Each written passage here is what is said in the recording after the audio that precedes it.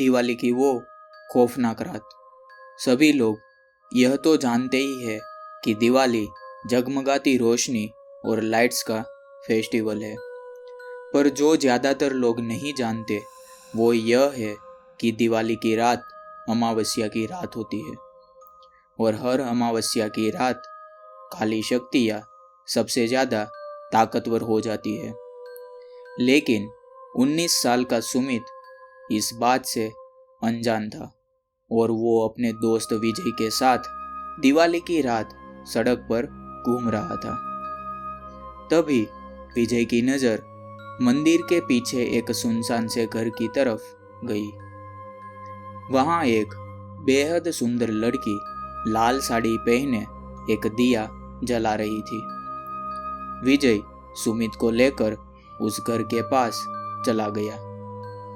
जैसे ही दोनों वहां पहुंचे, उन्होंने देखा कि पूरा घर दियों से सजा था।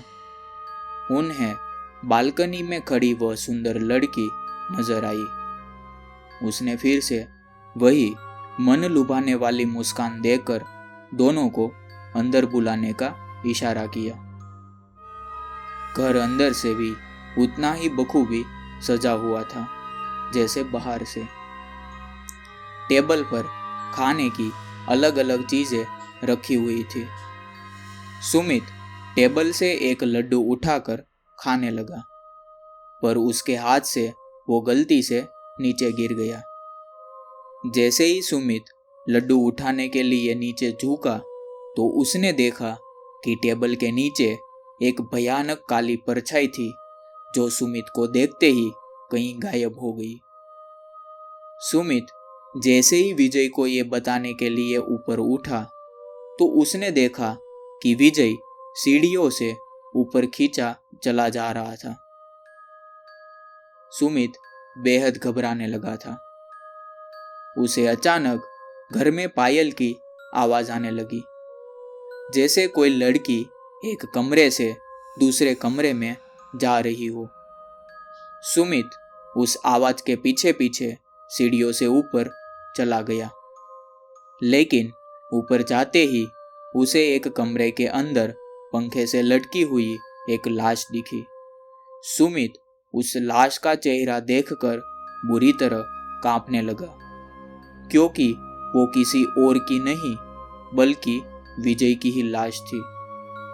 सुमित डरते डरते पीछे मुड़ा तो उसके ठीक सामने वही सुंदर लड़की खड़ी थी और उसे देखकर मुस्कुरा रही थी।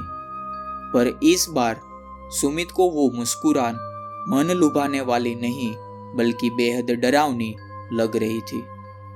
अचानक घर की सारी लाइट्स बंद हो गई। वो घर धीरे धीरे एक खंडेर में बदलने लगा।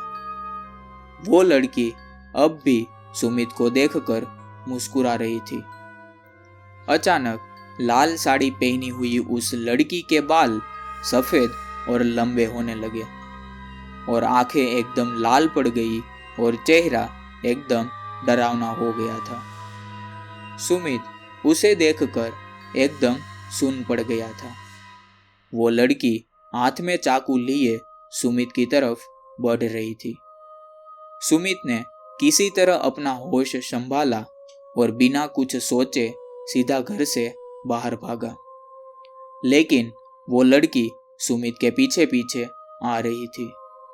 उस लड़की ने सुमित को मारने के लिए अपना हाथ उसकी तरफ बढ़ाया, लेकिन सुमित तब तक बाहर निकल गया था। उसने जल्दी से घर का दरवाजा बाहर से बंद कर लिया। वो लड़की उस दरवाजे को बहुत तेजी से ठोक रही थी, लेकिन अचानक वो ठोकने की आवाज बंद हो गई और सुमित को जोर जोर से उस लड़की की चीखें सुनाई देने लगी, जैसे वो उस घर के अंदर कैद हो गई हो। सुमित वहां से जल्दी से निकला और अपने घर जाकर चुपचाप सो गया। अगली सुबह जब सुमित उठा तो उसकी मां ने बताया कि उसका दोस्त विजय कल से लापता है। तब सुमित ने पूरा किस्सा अपनी मां को बताया। उसकी मां ने उससे कहा कि कई साल पहले दिवाली की रात एक लड़की ने उस घर में सुसाइड कर लिया था। तब से उसकी आत्मा उसी घर में भटकती रहती है। किसी को कभी नहीं पता चला कि उसने सुसाइड क्यों किया था और उस घर में कोई भी नहीं जाता। यह बात सुनकर सुमित बुरी तरह हिल गया।